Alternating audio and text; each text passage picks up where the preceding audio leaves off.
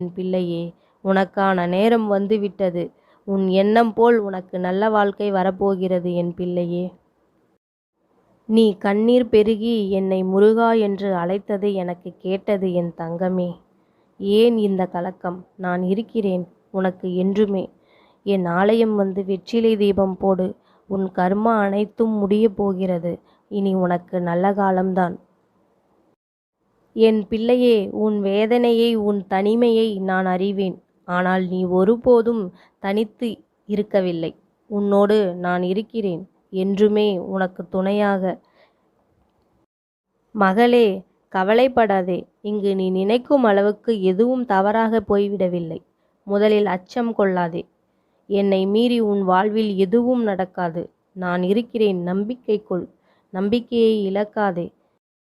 கூடிய விரைவில் உன் இல்லத்தில் ஓர் அற்புதம் நிகழ்த்தப் போகிறேன். நடக்கவே நடக்காது என்று நீ நினைத்த காரியம் ஒன்று நடக்கப் போகிறது.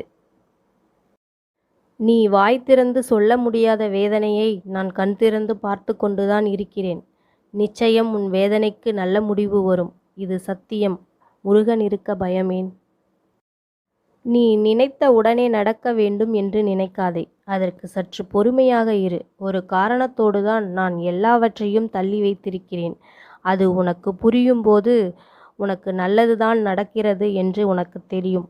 நல்ல நேரம் வரும் வரை காத்திரு என் தங்கப்பிள்ளையே. விதி என்று நீ எதையும் விட்டுவிடாதே. முருகனிடம் தொடர்ந்து வேண்டு. உனக்கு நல்லது நடக்கும். நல்லதே நடக்கும்.